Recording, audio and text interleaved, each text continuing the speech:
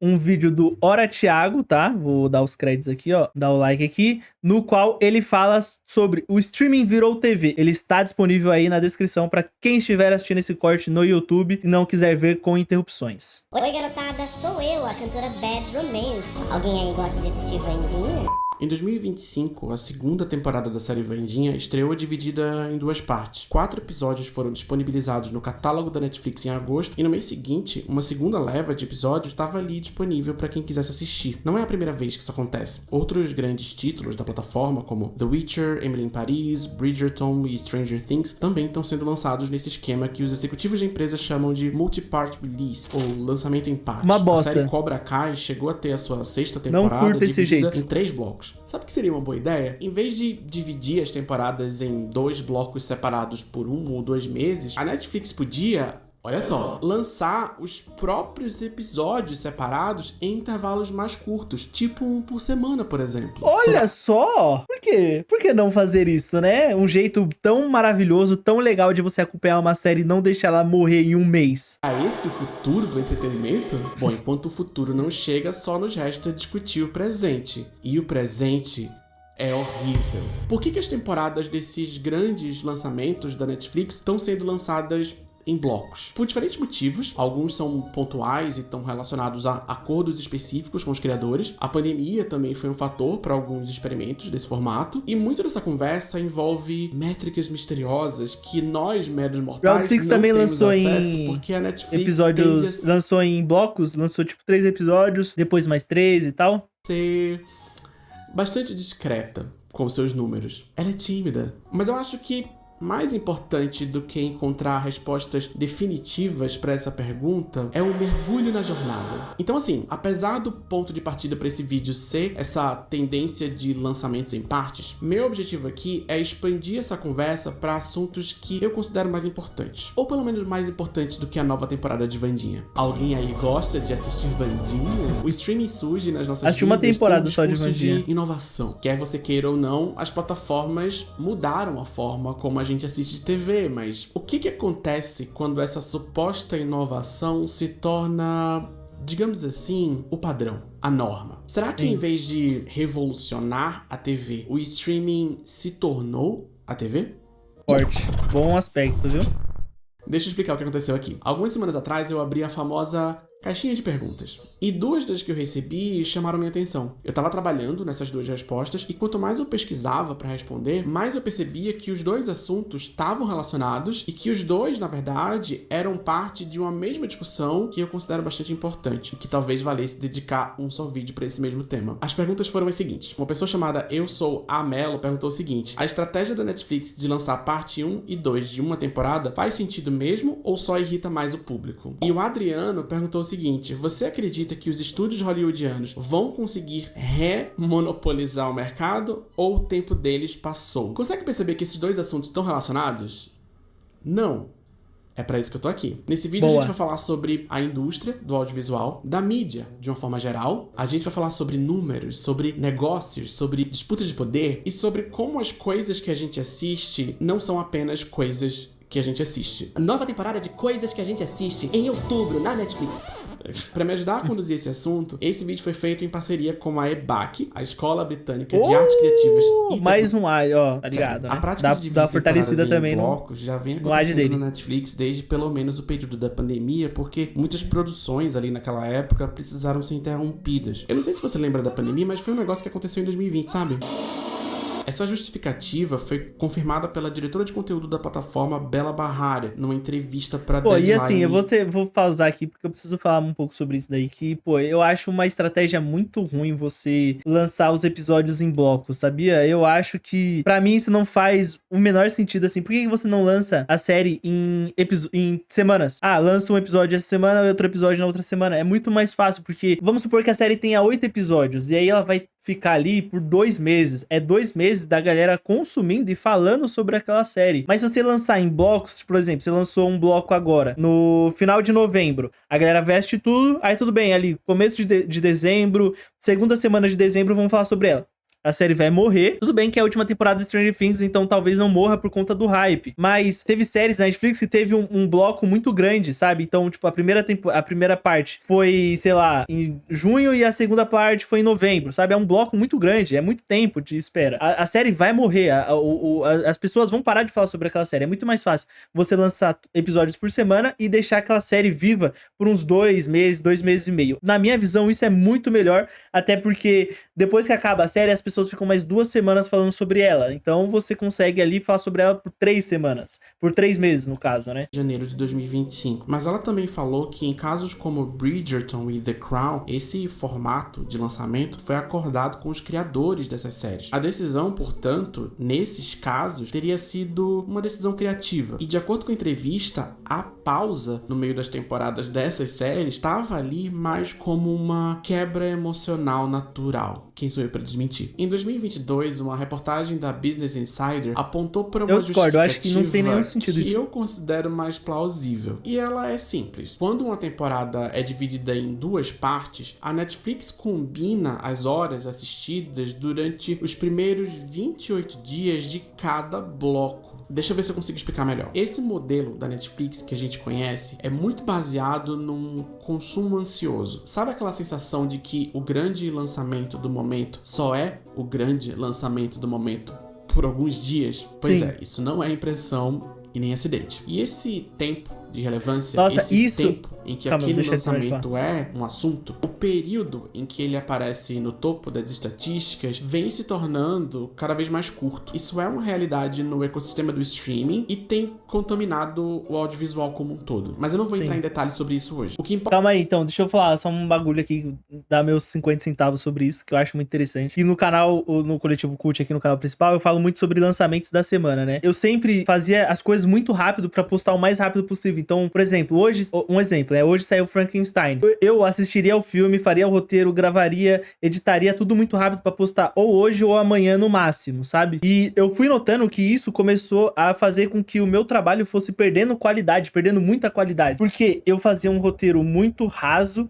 eu comentava muito por cima das coisas. Tudo bem que eu tava falando a minha opinião, falando o que eu tava sentindo, mas às vezes eu gosto de pensar naquilo que eu estou falando, eu gosto de pensar naquilo que eu consumi pra antes escrever uma crítica, escrever uma opinião, sabe? Eu gosto de pesquisar também algumas coisas, então eu fui notando que eu fui perdendo, fui dando esse downgrade no conteúdo, porque eu tava tentando postar cada vez mais rápido os lançamentos da semana, porque depois de 2, 3 dias, a galera não ia querer mais ver, ela não ia estar mais pesquisando no YouTube, então eu tinha que fazer isso o mais rápido possível pra galera consumir ali nesse período curto de 2 dias ali que a galera vai estar pesquisando. E aí eu comecei a pensar, eu falei, pô, meu trabalho tá... Eu não tô ficando feliz em produzir conteúdo desse jeito. Eu não tô fazendo a parada porque eu tô gostando, sabe? Por mais que tinha boas visualizações, alguns vídeos pegavam muitas boas visualizações, ainda assim eu não tava feliz, sabe? Aí eu falei, não, pô, eu tenho que focar no que eu gosto, porque senão daqui a pouco eu vou querer parar, tá ligado? Vai virar um trabalho maçante. Eu já tenho um trabalho já que é de editor de vídeo, que é um trabalho um pouco mais... É complicado falar que é um trabalho maçante, porque tem muito trabalho pior, de fato tem. Mas é um trabalho ainda que exige muita concentração, muito negócio ali e tal, e é um trabalho que vai cansando, porque é a mesma coisa repetida às vezes, por mais que sejam de vídeos diferentes. São vídeos que eu nem curto tanto fazer assim, porque são vídeos publicitários, e eu sou muito mais da parte criativa do que da parte publicitária, mas tudo bem, a gente precisa ganhar dinheiro, então a gente faz. Alguns vídeos ficam até legais, eu gosto bastante, né? Tem aquela síndrome do impostor, né? Eu sempre vou achar que meu trabalho não tá bom o suficiente, mas é aquela coisa, né? Mas enfim, então eu tava pensando, pô, não, eu preciso voltar a fazer algo que eu gosto, voltar a produzir conteúdo do jeito que eu gosto, mesmo que eu demore pra postar o vídeo, mesmo que demore 1 mês pra postar o vídeo, eu vou lá e eu faço desse jeito que eu gosto, pelo menos, mesmo que tenha poucas visualizações, pelo menos vai ser um trabalho que eu me sinto orgulhoso de fazer, sabe? Vai ser algo que eu gosto de fazer, e aí se um dia a galera curtiu o trabalho, é porque o trabalho é bom e eu tô gostando de fazer e tal. Então, eu tive esse pensamento, né, essa semana, principalmente. Aí eu fui olhar a métrica do canal, né? Fui olhar os vídeos lá que mais desempenharam, e tem muito vídeo do meu canal que, tipo assim, nos primeiros 2, 3 dias pegam boas visualizações. Então, tipo, sei lá, nos 2 primeiros dias pegaram ali, sei lá, 500, 600 visualizações. Só que tem vídeo que tem 6 mil visualizações, sabe? Essas 6 mil visualizações vieram não desses 2, 3 primeiros dias, vieram de outros dias, sabe? E eles poderiam ter ainda mais visualizações se eu fizesse um trabalho melhor. Então, é basicamente isso daí que eu tava falando sobre esse consumo desenfreado, essa coisa de você ter essa ansiedade,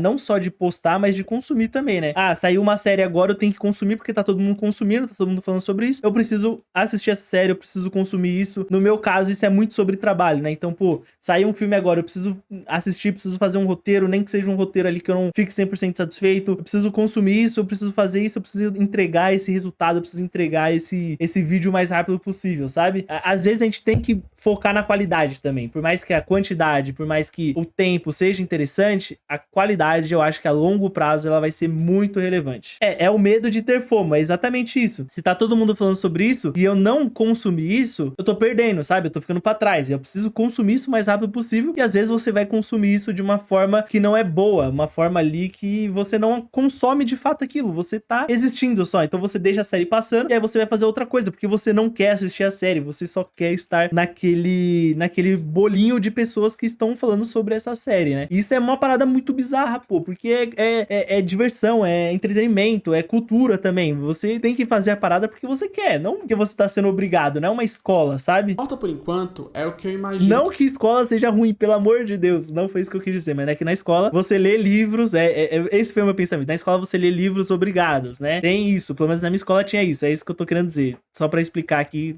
escola é maravilhosa, tá? Fiquem na escola, crianças aí, tem que dar o exemplo aí que o Arthur tá no chat aí, né? Que você já sabe, uma temporada de uma série ou um filme, quando estreia, no contexto do streaming, só é relevante... É ruim não, escola é maravilhoso. Mais ou menos um mês, ou 28 dias, quando muito. Claro que tem exceções, tem casos e casos e tudo mais. Há quem diga que se uma série da Netflix não performa bem já no primeiro final de semana de estreia, ela já é considerada um fracasso. Eu não sei o quanto disso é exagero. Apesar de tudo isso, mesmo no ano de... Pô, Bruno, muito obrigado, mano. Fico muito feliz mesmo, fico feliz demais, né?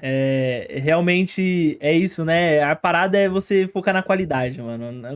Na qualidade, o tempo vai falar sobre o trabalho. Gostei muito da sua participação também, Bruno, aí no chat, aí, uma pessoa aí que tem bons apontamentos aí, gosto bastante aí dessas pessoas que interagem bastante. A gente vai trocando essa ideia. O motivo de eu ter criado o canal a um primeiro momento era porque eu queria falar com outras pessoas sobre algo que eu goste, sabe? Eu gosto muito de trocar ideias sobre cinema, sobre séries, sobre cultura pop. E eu gostei muito aí das suas participações no chat também. 2025 do Nosso Senhor, nem todo mundo assiste ou tem condições de assistir as coisas nesse ritmo. Inclusive, isso era, supostamente, uma das grandes vantagens do streaming, né? A comodidade de assistir as coisas cada um no seu ritmo. Na hora Enfim, que quiser. a realidade Exatamente. mostra que essas diferentes formas de consumo podem influenciar nas métricas. Então vamos para um exemplo prático. Supondo que a temporada nova de Wandinha estreou completa, com seus 8 episódios, no dia 1 de agosto, mas você foi assistindo aos poucos, no seu tempo, no seu ritmo. Você é empoderada. Vamos, galera, mulheres! Você foi assistindo esses 8 episódios, um pedacinho em agosto, um pedacinho em setembro. De acordo com a tal da... Pô, isso aconteceu comigo com Boots, tá? Que é uma série da Netflix aí que muita gente tava falando muito bem. Eu assisti ela muito devagar, assim, saboreando a série. Na verdade, eu assistia um episódio por dia, né? Mas eu demorei muito pra assistir ela, né?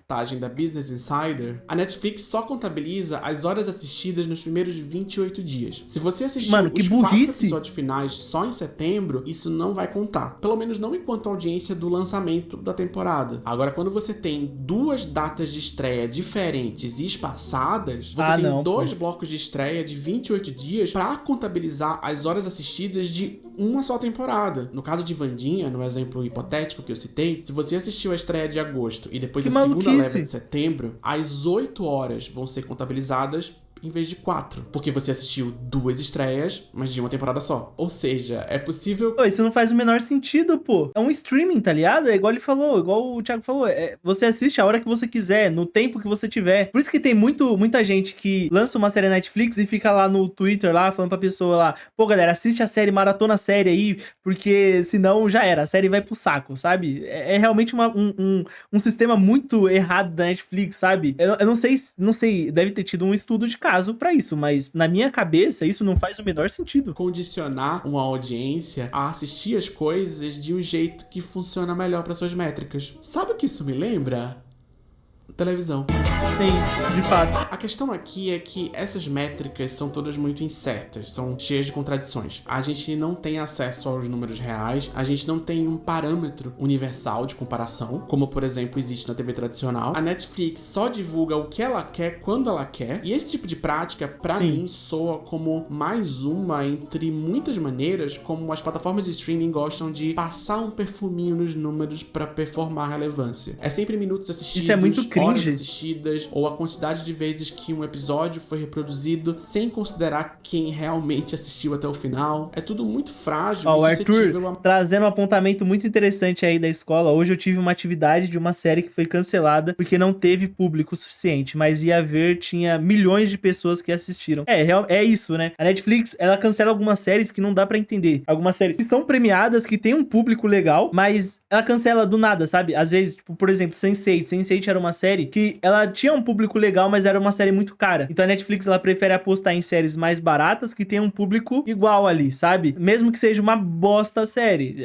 A parada é o público. A parada nunca vai ser a qualidade realmente, né? Lógico que a qualidade traz público, mas tem muita coisa ali que é feita simplesmente, parece que o roteiro foi gerado em IA, sabe? Eu falo muito sobre lançamentos da semana e tem muito filme da Netflix que lança na semana que parece que eles fizeram, assim, gerou no chat GPT o roteiro, mandou gravar e já era, sabe? Parece algo muito artificial mesmo. Você lembra o nome da série aí, Arthur? Manobras tipo dividir as temporadas em blocos pra contabilizar mais horas. Quer dizer, pra contabilizar mais horas não, pra construir uma quebra emocional natural. Esses números suspeitos, vez ou outra inflados, muitas vezes são usados pra barganhar menos imposto, mais vantagens pra essas empresas em contratos de trabalho e pra legitimar essa expansão do poder e da influência do streaming no audiovisual. Anne with an E é a série que foi cancelada da atividade dele. Pô, essa série aí, ela tem todo ano, acho que agora menos, mas todo ano ela tem aquela parada no Twitter da galera pedindo ela de volta, né? Foi uma série que foi muito querida por muito tempo. Como um todo. Enfim, vários babados. Agora, o que eu acho interessante desse formato de temporadas parceladas é que ele revela uma realidade de mercado e de consumo de mídia que muitos críticos têm apontado há um bom tempo. Esse modelo de binge watch, de maratona, que foi consolidado pela Netflix na década passada, ele foi importante para a empresa, foi importante para o entretenimento de uma forma geral. É inegável que ele mudou os nossos hábitos de consumo, mas à medida que o tempo foi passando, uma série de fragilidades foram ficando mais evidentes. Quando uma temporada de The White Lotus, Succession, Alien Earth vai sendo exibida episódio por episódio, uma vez por semana, esse produto tem a possibilidade de construir audiência por um período um pouco mais longo. Ou pelo menos um pouco mais que 28 dias. Dá pra construir uma estratégia de imprensa um pouco mais a longo prazo, por exemplo. Exato. Dá pra avaliar como o público tá se conectando com aquela história, com personagens específicos. E de uma forma geral é um modelo, na minha opinião, menos ansioso e menos predatório, porque ele permite que aquele produto tenha um pouco mais de tempo pra encontrar seu lugar e a sua audiência. Os trabalhadores por trás daquela série têm uma possibilidade maior de futuro profissional, de garantia de trabalho pro ano que vem, pra próxima temporada, porque aquela série teve mais possibilidade de construir audiência. Eu tô falando isso em termos de marketing, de construção de público, de questões trabalhistas, mas isso é interessante pra experiência de assistir também. Eu sou um grande defensor dos lançamentos semanais. Eu gosto de apreciar capítulo por capítulo. Eu gosto mais de séries que pensam seus episódios como unidades narrativas. Eu gosto do respiro entre um episódio e outro. Eu gosto de pensar sobre o que eu acabei de assistir antes de começar o próximo. Mas esse tipo de experiência, até onde eu consigo observar, não se encaixa muito bem uma série que é muito assim, eu tô assistindo com a minha namorada agora, né? Ela tem um sistema um pouco diferente e é uma série de investigação brasileira, acho que é Cena de um Crime, eu acho que é o nome. É uma série da HBO Max, uma série brasileira, com aquela atriz, como que é o nome dela? Esqueci o nome dela. Mas é uma atriz muito famosa, fez aquela novela do Tufão lá, Avenida Brasil, né? E é uma série que ela é pensada desse jeito porque ela lança 2 episódios por semana. E esses 2 episódios, na verdade, eu acho que são 2 episódios por semana, porque sempre que eu vou assistir com ela no domingo, tem 2 episódios lá já prontos pra gente assistir. E é muito interessante porque é uma investigação, né? Então, você termina esses 2 episódios, aí você fica uma semana pensando naquele mistério ainda, até o próximo episódio, até você assistir os próximos 2 episódios. E parece que é tudo muito bem pensado para que esses 2 episódios sejam não uma unidade cada um, mas que eles juntos se tornem uma coisa importante para aquela semana, sabe? Então, durante aquela semana, esses episódios vão ser fundamentais, aí na próxima semana você vai ter mais informações sobre aquele mistério. pô, maravilhosa. É uma série realmente que eu tô gostando bastante. Por mais que minha namorada fale que tá se irritando um pouco, porque a galera mente, né? Porque é sempre assim, sempre história de whodunit, a galera de vez contar a verdade fica mentindo pros policiais, mesmo que eles não tenham nada a ver, né? Modelo Netflix, que precisa não só que a gente assista o que tá disponível no catálogo, mas também do nosso investimento de atenção. Até porque uma parte importante do contexto de streaming envolve coleta de dados. E o altíssimo volume de lançamentos com qualidade questionável também se alimenta da nossa memória curta sobre o nosso consumo de mídia. Se eu já esqueci do lançamento do momento da semana passada, eu já tô pronto pro próximo. A experiência toda é meio ultraprocessada e isso é parte da estratégia. Ao mesmo tempo, dá pra ver que existem certas vantagens em diminuir o ritmo de lançamento. E a divisão das temporadas em blocos, pra mim, é um sintoma disso. É um sintoma de que existe uma certa resistência do bonde do consumo lento. Eu sou líder desse bonde, em especial considerando esse contexto da serialização das métricas, onde você consegue avaliar a performance daquele produto bloco por bloco. E sabe o que isso me lembra? Televisão. E é esse o ponto. No começo do vídeo eu falei isso em tom de piada, mas nem é tão piada assim. Em muitos sentidos, o streaming tá cada vez mais parecido com TV por assinatura. Tudo que era vendido como a grande vantagem do streaming tá sendo descaracterizado. Para você ter disponível na sua casa um acervo considerável, relevante, você precisa de vários pacotes de assinatura. Você tem um... E é bom de pensar nisso também. Eu acho que ele vai falar isso no vídeo, mas é bom de pensar nisso, né? Ele falou isso, me veio algumas coisas na cabeça. Então, você não mais assiste as coisas na hora que você quer, porque você tá todo inserido nesse contexto de que tem que assistir as coisas quando lançam, porque tá todo mundo assistindo, todo mundo falando. Também tem o conceito de anúncio, né? Pra você pagar um plano que não seja tão exorbitante assim, tão, né, caro assim, você tem que assinar um plano com anúncios. E aí isso se torna novamente a TV. Então você não assiste mais as coisas na hora que você quer e você ainda assiste as coisas com anúncio. Que foi uma parada que quando o streaming chegou, era algo revolucionário, né? Que não tinha anúncio, mas agora tem. É bizarro, né? Pay-per-view, que não é chamado de pay-per-view, eles usam outros nomes. Você tem situações tipo... Esse filme tá disponível no Prime ou ele está disponível no Prime? Isso é pra ficar doido, tá? Tem, ó, transmissões isso eu fico maluco. Campeonatos esportivos transmitidos ao vivo, pacotes de transmissões, lançamentos simultâneos, cada vez mais propaganda. Propaganda no meio dos episódios, interrompendo uma cena. Preços abusivos e zero regulação. Aliás, esse último aí é o que faz a grande diferença, né? E isso não é um acidente de percurso. Mas pra gente entender melhor, eu preciso falar um pouco sobre o que tá acontecendo nos estragos da América. Vamos para a próxima parte do vídeo. As someone who has always been a proud employee of this network, I'm offended. And I don't know if anything will ever repair my trust in this company. Em julho desse ano, o The Late Show, apresentado pelo Stephen Colbert, foi cancelado. O programa tá no ar. É legal lembrar como a Rayane, minha namorada, falou, né? É legal lembrar como eram as séries quando eram passadas na TV aberta e tinham 20 e tantos episódios para passar semanalmente por um bom tempo. E as pessoas não esqueceram para as próximas temporadas. Mudou bastante o jeito de transmitir, né? De passar os conteúdos, né?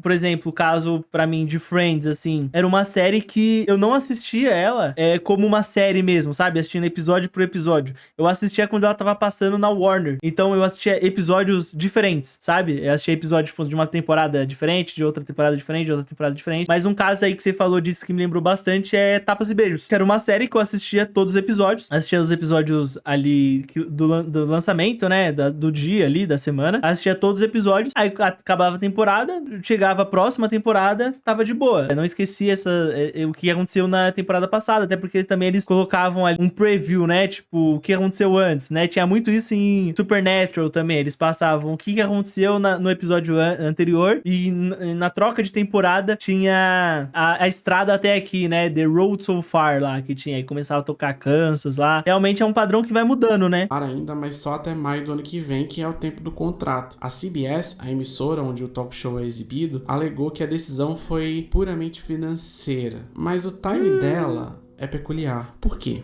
Essa é a parte interessante. A CBS, ela é parte do conglomerado Paramount, que é um dos principais grupos de mídia dos Estados Unidos e do mundo. E desde agosto desse ano, a Paramount não é mais só Paramount, mas sim Paramount Skydance Corporation. Nossa. Essa mudança aconteceu porque uma grande empresa de mídia chamada Skydance comprou a Paramount em julho desse ano, mais ou menos na mesma época que o programa do Colbert foi cancelado. Quer dizer, tem minúcias aí. Em julho, o que aconteceu não foi a compra em si, mas sim a proposta de compra. Eu vou explicar. Esse tipo de transação, quando um conglomerado midiático adquire outro, precisa ser aprovado pelo governo. Nos Estados Unidos, o órgão responsável por isso é a FCC, que é a Comissão Federal de Comunicações. E esse mecanismo, ele tá... Isso daí eles fazem para que não aconteça monopólio das grandes mídias, né? Ou oligopólio, né? Porque aqui no Brasil, por exemplo, a gente tem a grande mídia sendo na mão de 5 famílias há muito tempo, desde muito tempo atrás, assim, 4, 5 famílias, assim. Então, o poder, a mídia, né, a informação, ela é concentrada na mão de poucas pessoas, sabe? Pelo menos da grande mídia, né, no caso. É um oligopólio que acontece aqui no Brasil, realmente, né? A mídia, ela tá na mão de poucas pessoas e eles detêm o poder sobre a mídia. E a mídia, ela é muito importante porque você noticia lá no Jornal Nacional, as pessoas vão falar que é verdade, mesmo que você minta. Não tô falando que eles mintam, tô falando só que se você falar qualquer coisa no Jornal Nacional, entendeu? É basicamente isso lá e tal, acontece isso, em né? tese, para combater a formação de monopólios. O problema é que existe uma coisa muito bonitinha chamada lobby. Executivos de grandes empresas de mídia costumam ser muito ricos. Você sabia? Eles costumam ser ricos, eles costumam ser poderosos, eles costumam fazer parte de famílias muito influentes. Já assisti uma série chamada Succession? Várias dessas figuras financiam campanhas políticas. Vários deles estudaram nas mesmas escolas que políticos e burocratas com cargos de poder. Inclusive o poder de aprovar a fusão entre 2 grandes conglomerados de mídia. Em muitos casos, é comum que a relação entre esses grandes grupos empresariais e um governo seja baseada no tal do uma mão lava a outra. Às vezes, com bastante frequência, governos são eleitos justamente pra lavar a mão de alguém, ou outras partes mais íntimas. E o Stephen Colbert, o apresentador que vai perder o emprego a partir do ano que vem, ele vai ficar bem. Ele é um grande crítico do governo Trump. Inclusive, o cancelamento do programa aconteceu pouquíssimos dias depois do apresentador fazer duras críticas ao acordo fechado entre o governo dos Estados Unidos e a empresa que é dona da emissora onde o talk show é exibido. Qual empresa que é essa? Skydance. A Paramount. Paramount, errei. A história por trás disso tudo, e essa história que o Colbert critica no programa dele, é que no ano passado, durante a campanha presidencial dos Estados Unidos, o Donald Trump processou a CBS alegando que uma entrevista com a Kamala Harris foi editada para favorecer a candidata democrata. Se isso é verdade ou não, eu não sei. Paramount knows they could have easily fought it because, in their own words, the lawsuit was completely without merit. Eu só sei que esse processo estava rolando até julho desse ano, quando, de uma hora para outra, coincidentemente em julho de 2025, coincidentemente dias antes do anúncio da fusão entre a Paramount e a Skydance, a CBS chegou e falou: putz, foi mal, erramos. Tome aqui 16 milhões de dólares Nossa. em compensação pra você, Donald Trump. Nós falhamos mesmo com você na campanha presidencial. Espero que você nos perdoe pela nossa mancada e se sinta bastante bajulado pra aprovar essa besteirinha aqui que a gente quer que o governo passe. Supostamente. É, Mas tipo foi aquela isso. parada, né? Você ajuda de um lado pra você ter uma ajuda de outro, sabe? Só que é uma parada errada, porque aí você, fazendo isso, você realmente consegue construir todo um lobby ao redor de uma coisa que é muito importante, que é a mídia. Pensa que se todo mundo fizesse isso lá, se todo mundo fizesse isso, toda empresa pudesse fazer isso, ia acontecer de existir um monopólio, ou pelo menos ali, beleza, não um monopólio, não vai ser uma empresa que vai deter todo o poder de mídia, mas pode ser que uma empresa ali, ou 2, 3, 4 empresas detenham. Isso é muito errado, pô, porque são poucas empresas, poucas famílias que detêm aquele bagulho que é muito importante, que é a comunicação. A gente também vai demitir o apresentador que fala mal de você, Olha tá? só, Beijos. hein? Paramount settlement did not include an apology. Instead, that's good. Instead, the corporation released a statement where they said, "You may take our money, but you will never take our dignity. You may, however, purchase our dignity for the low price of $16 million." E o cara, ele é muito corajoso de criticar a empresa em que ele está inserido. Lógico, ele deve ter muito dinheiro e ele deve ter ali condições de se manter quando ele for demitido, né? Mas ele é corajoso ainda, né? Porque ele vai ficar queimado não só com essa empresa, né? Com a Paramount, mas também outras outras empresas de comunicação talvez não queiram contratá-lo, porque ele não tem esse medo de falar, mesmo da empresa que ele está trabalhando, né? Desse jeito, eu não sei o quanto disso realmente é verdade, foi reportado em tudo que é veículo de imprensa, mas os fatos reais são: a proposta de fusão entre a Skydance e a Paramount, o pagamento que a CBS fez pro Donald Trump e a demissão do Stephen Colbert aconteceram num pequeno intervalo de 3 semanas. E no mês seguinte, a compra da Paramount foi aprovada com o aval do governo. A demissão do Colbert e o fim do The Late Show acabou se tornando um pequeno efeito colateral de uma transação bilionária. Quer dizer, é isso que ficou parecendo, quem sou eu pra dizer, né? Todas as pessoas envolvidas nesse imbróglio negaram a existência de qualquer motivação política vão por negar trás sempre, do fim do talk show mais assistido dos Estados Unidos. Então, exatamente, é o talk show mais assistido dos Estados Unidos, e eles alegam, é problemas financeiros. Pô, esse programa devia dar muito dinheiro. Isso não faz nem sentido, sabe? Alegar,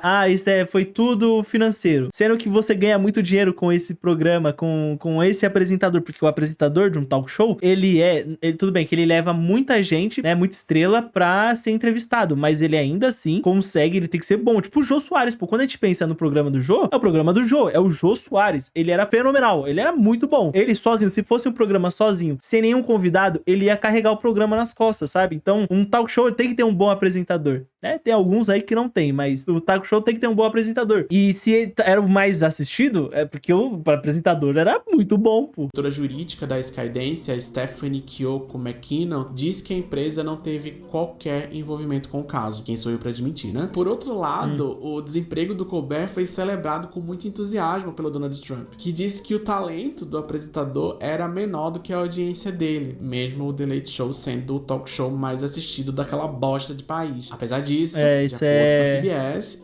É isso que é o complicado, quando você vai zoar alguém, só que aí você zoa a pessoa de um jeito que, né, não faz muito sentido. A decisão foi puramente financeira. Quem sou eu pra admitir? Mas é como eu disse, e eu vou enfatizar de novo, a Skydance precisava do aval do governo pra finalizar a compra da Paramount. E esse aval veio um mês depois que tudo isso aconteceu. Mas sabe o que tá acontecendo também? Paralelamente a tudo isso, a Skydance também comprou um site de notícias chamado The Free Press, 150 milhões de dólares. Esse site, ele é conhecido pelo seu viés de direita e pela boa vontade com o governo Trump. Só um lembrete aqui de novo, todas essas empresas que eu tô citando aqui são hoje, na verdade, a mesma empresa. A Paramount Skydance, que hoje é uma empresa só, é dona da CBS, desse site de notícias ligado à direita e de muitas outras empresas de mídia. Did you hear about Philip Morris, Disney, Fox, AT&T, AOL... Caraca, mano. Olha isso, que bizarro, tá ligado? Tipo assim, é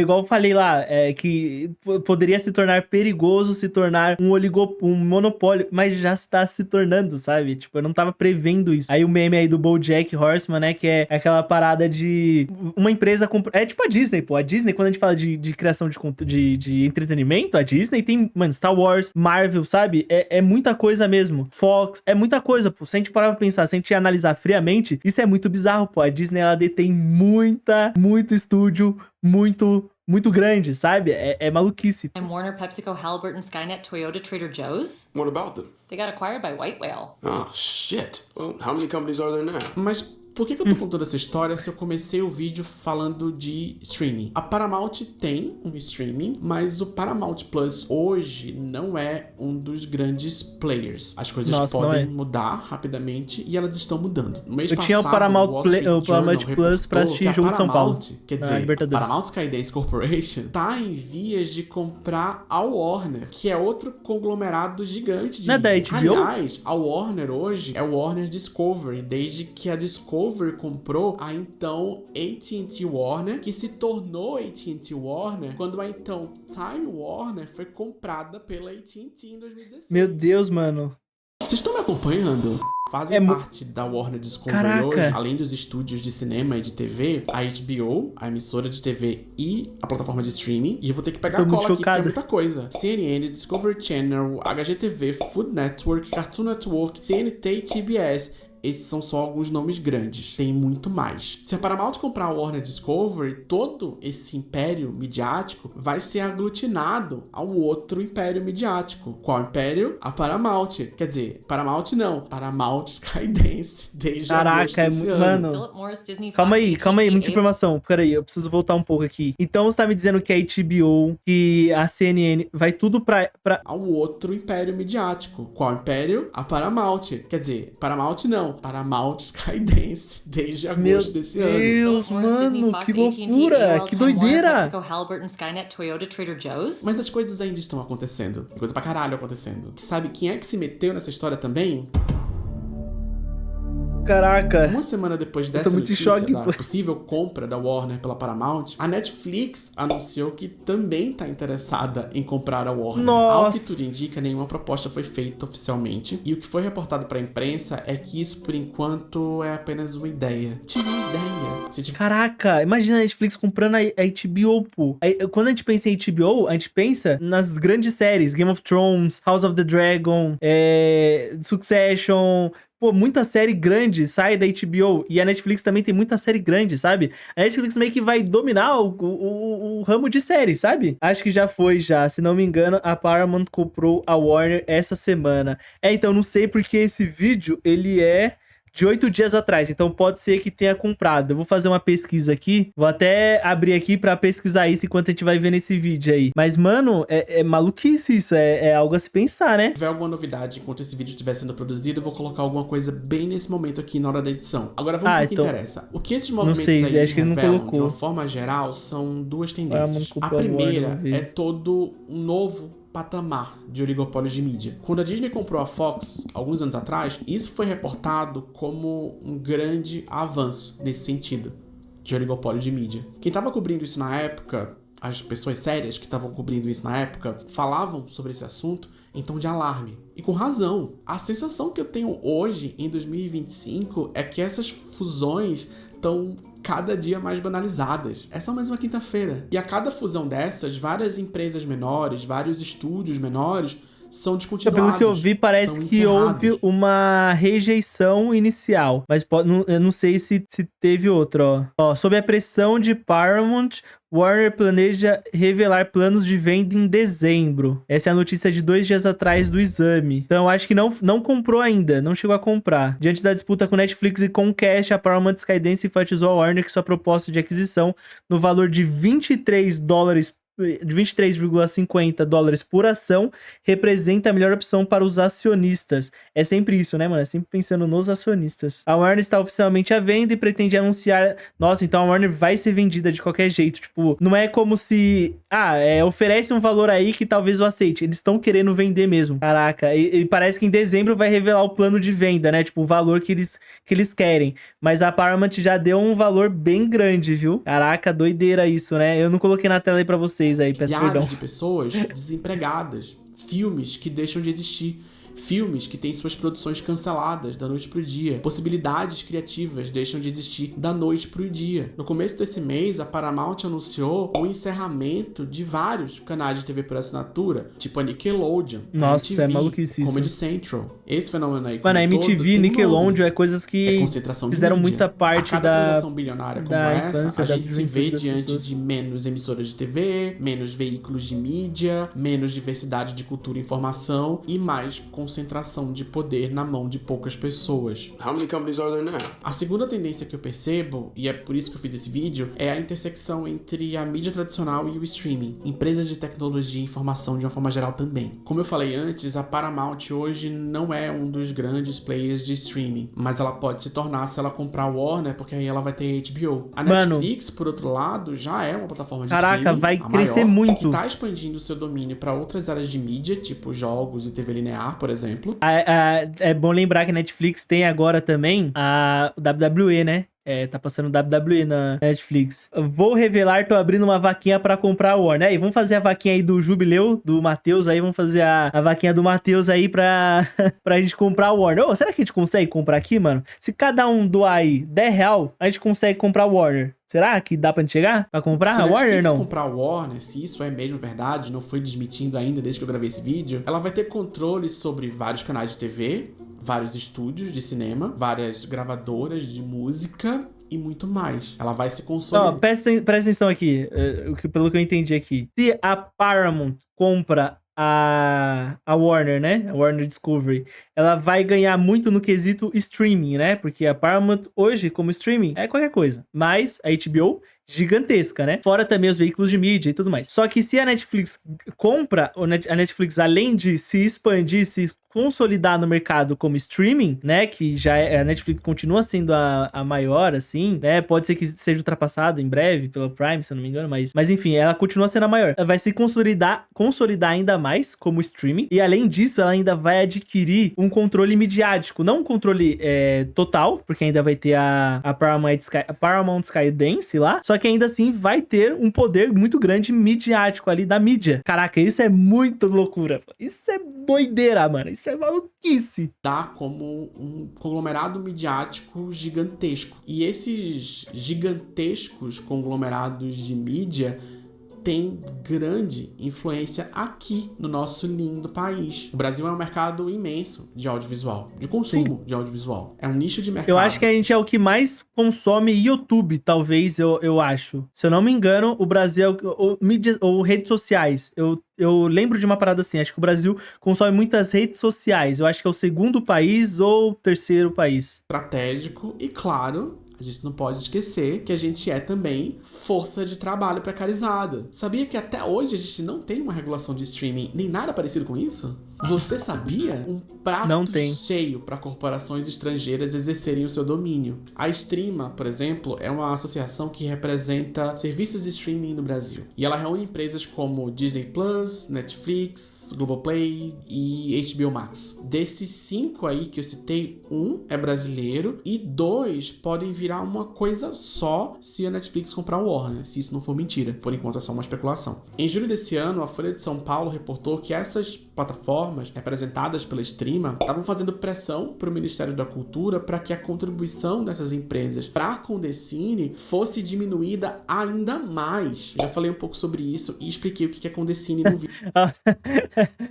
O Bruno falou, pra explodir mesmo só falta comprar a novela dos Mutantes da Record, aí arrebenta. Pô, pra Netflix se consolidar no mercado de streaming, tem que fazer um remake de Os Mutantes, tá? Se fizer, acaba. Aí se fizer, Prime Video, Globoplay, HBO Max, Disney Plus, aí cancela tudo. Aí cancela tudo porque a Netflix vai estar no topo. O streaming não é regularizado? Como assim? Não, pô. Streaming é outra parada. O streaming é outra parada. Streama é o nome da organização, né? Que é a organização que representa ali os negócios, né? Streaming é outra parada. Isso que eu fiz em julho. De lá pra cá, o projeto de lei trocou de relator. Agora é o Dr. Luizinho, do PP. E o texto atual prevê não só uma contribuição menor pro Condecine, mas essa merrequinha de 4% ainda pode vir com um descontão de 70% para ser gasto com licenciamento. Isso. É o grande saldão do audiovisual brasileiro. Então, tipo assim, todo país do mundo tem uma regulamentação muito grande com streamings, com empresas de fora do Brasil, sabe? Porque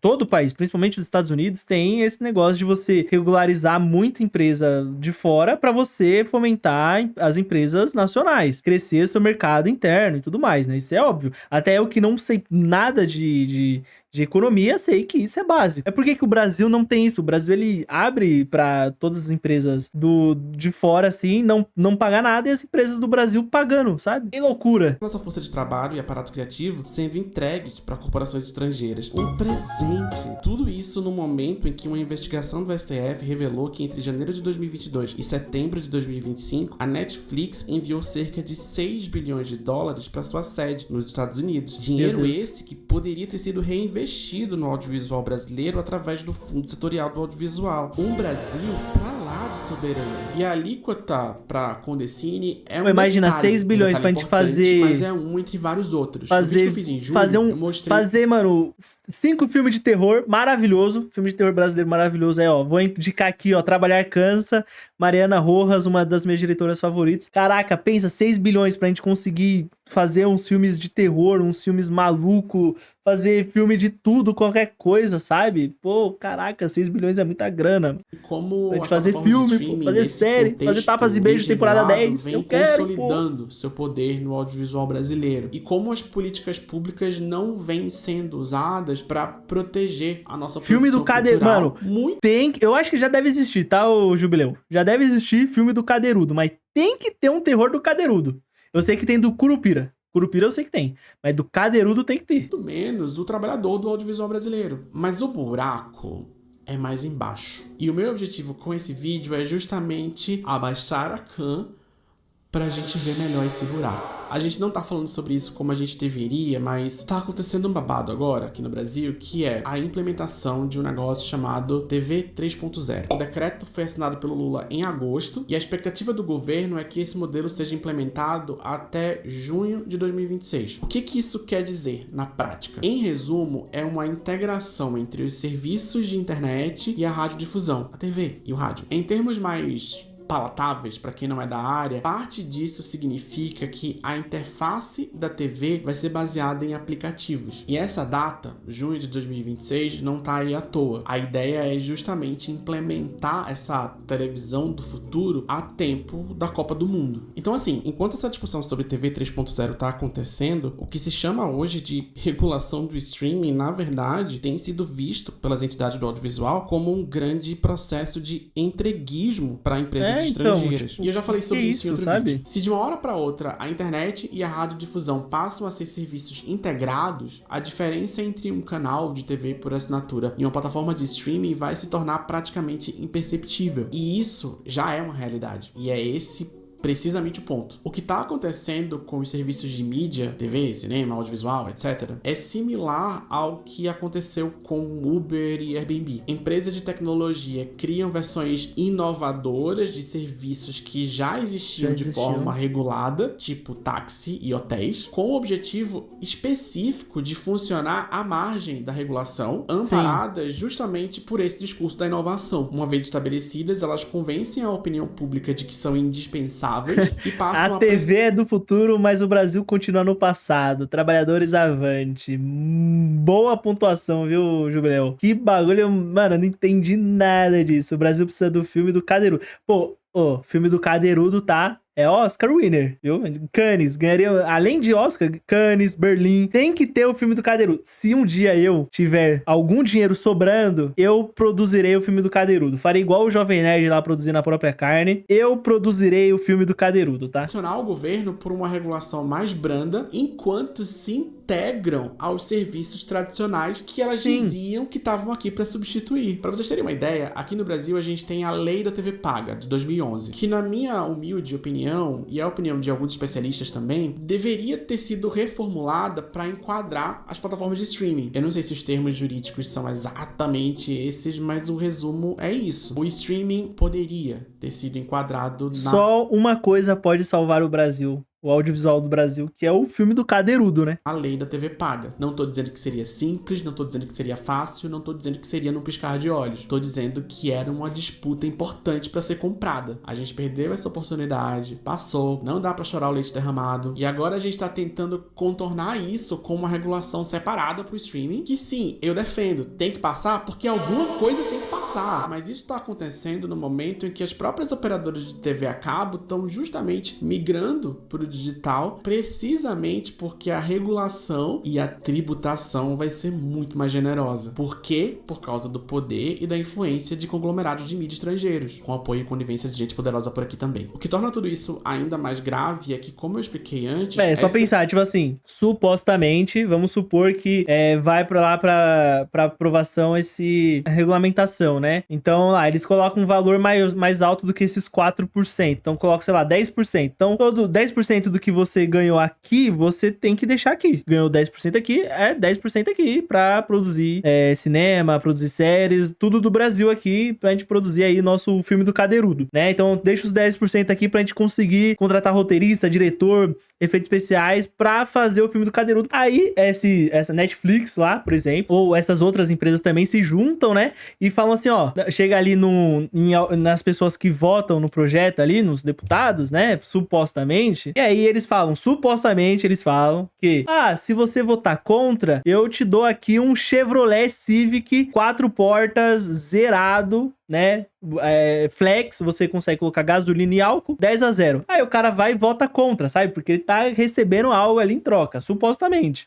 Tô falando que isso acontece, né? Não tô falando que isso acontece, não, né? As empresas e aí ele vota contra, gente, ó. Estão num processo fica assim o filme do Cadeirudo de formação de oligopólios e monopólios. E elas chegam aqui, no Brasil, muito poderosas. Se estabelecem muito bem em meio à precarização do trabalho, com acesso generoso aos nossos dados, com pleno domínio sobre o nosso patrimônio cultural. Recebi mais um alerta da Defesa Civil. Pequenas produtoras não têm escolha, muito bem articuladas com empresas de tecnologia, porque, veja bem, elas são empresas de tecnologia também. E a gente já vive hoje esse vácuo regulatório de mídia que dá margem para situações esdrúxulas, tipo o canal no YouTube de uma influência de extrema direita foragido do Brasil por causa do 8 de janeiro e que é transmitido, que é exibido em TV aberta. Isso está acontecendo agora. Então sim, se a gente está falando de integração entre serviços de internet e radiodifusão, tem que botar na conta também não só os serviços de vídeo on demand, tipo Netflix, Prime Video, mas também YouTube, TikTok. E aí, quem que recebeu o alerta da Defesa Civil também? O Arthur falou que recebeu 2. Eu recebi 2 também. Vamos fazer aí o bolão de quem recebeu mais. De vídeos de inteligência artificial. Esses serviços dessas empresas estão cada dia mais cruzados. Ó, criadores de conteúdo de inteligência artificial é o fundo do poço, né? Não vou falar aqui também que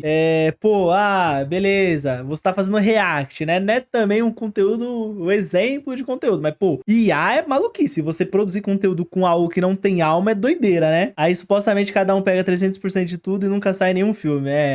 Por isso que eu tô falando lá, tem que deixar os 10% aqui pra gente conseguir fazer o nosso filme do Cadeirudo, a Netflix lá pega todo o dinheiro dela, leva lá pros Estados Unidos, lá 6 bilhões de dólares lá pros Estados Unidos, e a gente fica aqui sem a grana aqui que a gente pagou. A gente contratou a Netflix, a gente contratou aqui no Brasil, a gente quer que saia mais filme do Brasil aqui, a gente quer que saia filme do Brasil que a gente queira, a gente não quer que a Netflix produza um filme meia boca lá só pra falar que produziu, sabe? Né? Igual muitos filmes da Netflix lá, produção meia boca só pra falar, não, faz lá qualquer coisa lá, só pra falar que fez um filme no Brasil lá, pra aqueles otários lá do Brasil lá. Vai lá qualquer coisa lá. A gente quer algo cadeirudo, a gente quer um filme de terror do Cadeirudo, A gente quer isso, a gente não quer filme qualquer coisa, a gente quer um filme do Cadeirudo. A meu ver, é que em algum momento a gente não consiga mais ver a diferença entre uma coisa e outra. E nesse contexto de formação acelerada... o Arthur falou que ia no cinema assistir o filme do Cadeirudo, hein? Monopólios que exercem influência geopolítica global. Só nem ia poder, né? Porque ia ser pra maior de 18 anos, que ia ser filme sanguinolento. Aqui, quando eu discuto esses assuntos, a internet, ela não existe dissociada do mundo físico. A tal da nuvem, onde são armazenados dados, músicas e a nova temporada de Wandinha, precisa de estruturas físicas, data centers, recursos naturais, água, minério, território. Tudo isso tem grande influência não só nas coisas que a gente assiste nos momentos de lazer, mas na nossa vida material, no preço do arroz, nos direitos trabalhistas, na violência urbana, no nosso acesso ao básico para sobreviver. Pode não parecer, mas a forma como uma plataforma de streaming ou um canal de TV que seja armazena ou transmite um filme hoje tem tudo a ver com a sua vida. E eu não tô falando essas coisas pra ser apocalíptico. Muito pelo contrário. Eu tô falando isso porque as disputas estão acontecendo hoje. E a gente precisa comprar essas disputas. A gente precisa parar de debater cultura e mídia como se fossem coisas separadas da sociedade. Ano que vem tem eleições e pelo andar da carruagem a campanha vai acontecer simultaneamente à implementação da TV 3.0. A gente precisa debater isso de forma séria. A gente precisa levar tudo isso a sério. E eu faço esse apelo novamente aos meus colegas criadores de conteúdo, a você, aos formadores de opinião, a galera que discute mídia, que quer discutir mídia de uma forma séria. Vamos debater essas coisas, vamos debater mídia de forma séria, vamos debater as disputas políticas da mídia, vamos falar tem que lembrar também que ano que vem vai ter eleição e ano que vai ter um monte de conteúdo, um monte de fake usando IA, sabe? Eu vi esses dias, ontem minha mãe mandou uns vídeos de IA, mano, que ela caiu, que eu fiquei maluco lá, porque realmente dá pra ver de longe que é IA, mas, sei lá, uma pessoa que não mexe muito com tecnologia, com celulares e afins, pode cair em cada coisa maluca, sabe? E assim, a pessoa cria um fake no Twitter lá pra spamar esses vídeos de IA, e aí já era, tá ligado? E aí já era. Alerta de ciclones na região sul, sudeste e centro-oeste do país para hoje. Que é isso? O que tá acontecendo? O mundo tá acabando? É isso? O mundo tá acabando? É isso? O mundo tá acabando enquanto eu tô fazendo live. Nunca vi ciclone no Brasil. Caraca, o mundo tá acabando enquanto eu tô fazendo live aqui, pô. Vou até sair aqui pra jogar um Red Dead. Baixei o jogo pra jogar. Baixei o jogo semana passada pra jogar hoje. Eu não vou conseguir dar o primeiro play no jogo porque vai ter um ciclone aqui. Meu Deus do céu, cara. Não é possível isso. E mídia no contexto de disputas políticas. A gente precisa falar sobre isso. Ótimo vídeo aí do nosso querido Ora Thiago, né? Do Thiago. Muito bom mesmo, eu gosto muito dos vídeos dele. Eu assisto, assim, já assistia antes, aí eu vi esse vídeo, eu falei, pô, acho que eu vou assistir esse vídeo com a galera em cal, né? Um vídeo, pô, eu achei muito bom mesmo, assim, eu achei bem completo mesmo, ele abordou vários assuntos interessantes, ele não... Eu achei que o vídeo iria pra um lado, mas ele foi pra outro totalmente diferente, que foi muito da hora, foi muito interessante. Descobri muita coisa nova, esse oligopólio, né? Esse monopólio que tá se criando nos Estados Unidos. Todo esse lance, não só da mídia, né? Não só da mídia, mas também dos streamings, né? Cada vez a gente vê um streaming comprando o outro. Então, por exemplo, a Disney comprou a Fox, a Warner comprou a HBO ou a HBO comprou a Warner? Não lembro agora, mas foi tendo essas compras, né? Que é muito interessante.